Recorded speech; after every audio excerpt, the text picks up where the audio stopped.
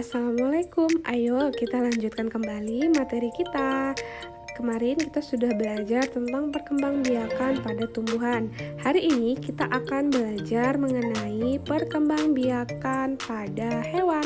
Simak video berikut ini sampai habis ya, no skip-skip. Perkembangbiakan hewan. Kemarin sudah belajar perkembangbiakan pada tumbuhan. Jadi hari ini kita akan belajar perkembangbiakan pada hewan. Hewan juga sama halnya dengan tumbuhan, di mana mengalami perkembangbiakan secara aseksual dan seksual. Aseksual itu disebut juga vegetatif, dan seksual itu disebut juga dengan generatif.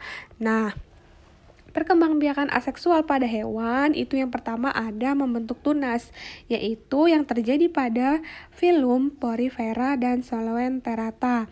Nah, contoh hewan dari filum Coeloenterata adalah ubur-ubur dan Hydra sp. Sedangkan Coeloenterata membentuk tunas itu misalnya Hydra sp.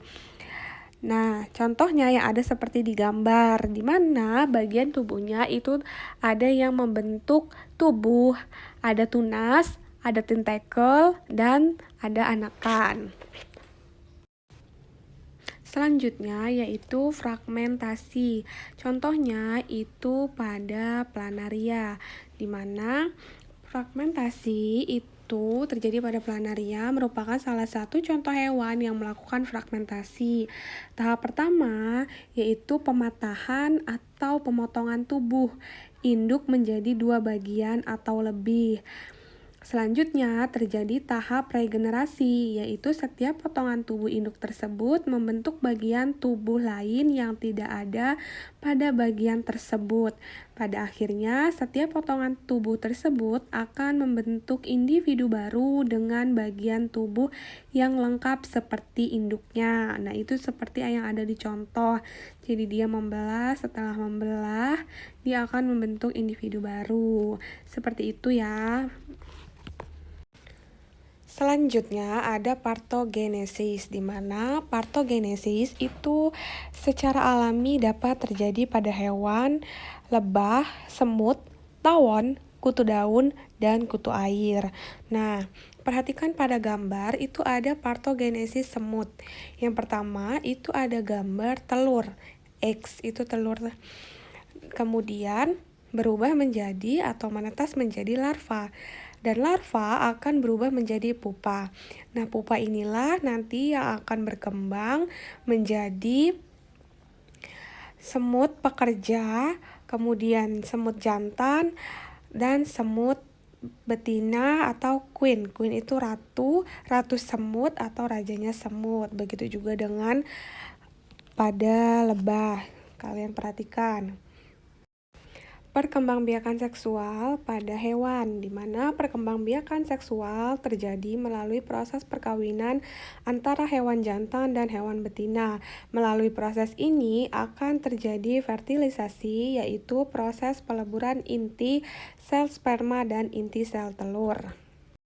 Nah, perkembangbiakan secara seksual itu ada yang terbagi atas perkembangbiakan secara kelahiran embrionya, yaitu terbagi atas 3 jenis. Yang pertama ada hewan vivipar, ovipar, dan ovovivipar. Vivipar, ovipar, dan ovovivipar. Nah, yang pertama kita akan bahas vivipar, yaitu hewan yang perkembangbiakannya secara melahirkan. Ada paus, kambing, lumba-lumba, kucing, gajah, tikus, singa, kelelawar, dan lain-lain sebagainya.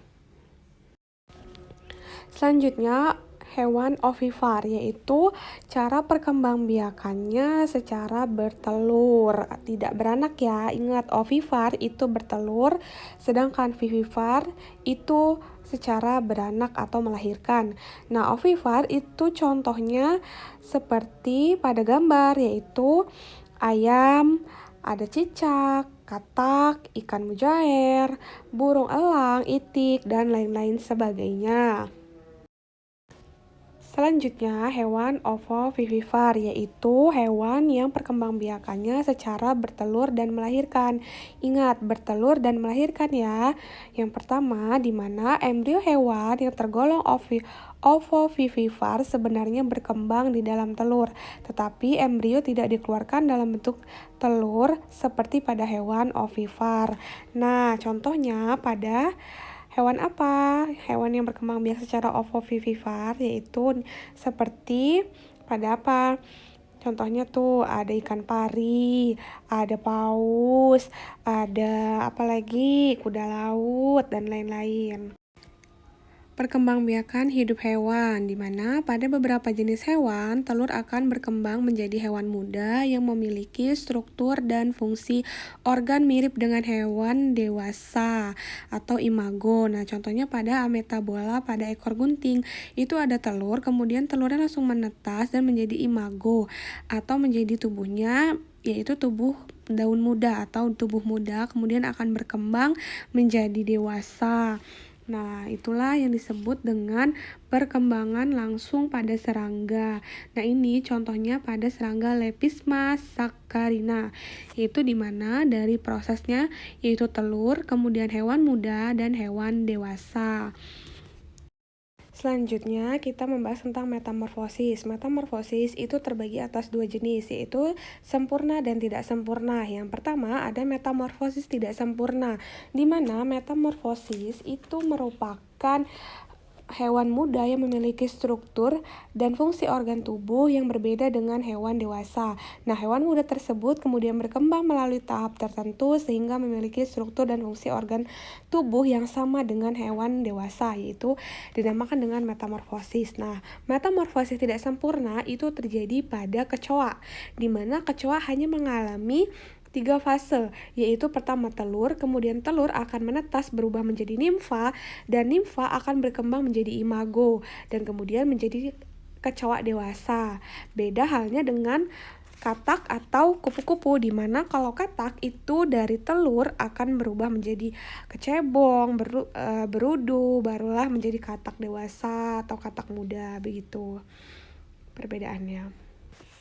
Selanjutnya ada metamorfosis sempurna, terjadi pada hewan kupu-kupu, di mana terjadinya awalnya itu ada telur, kemudian telur berubah menjadi ulat, kepompong, barulah menjadi kupu-kupu, seperti pada lagu ya, telur, ulat, kepompong, kupu-kupu gitu. Nah, jadi perbedaannya adalah dimana kalau yang tidak sempurna itu dia tidak mengalami sespesifik pada metamorfosis sempurna, dia langsung dari telur menjadi nimfa atau seperti kecoanya tapi kecoa kecil. Sedangkan kalau pada metamorfosis sempurna itu dia mengalami beberapa tahapan yang lebih spesifik.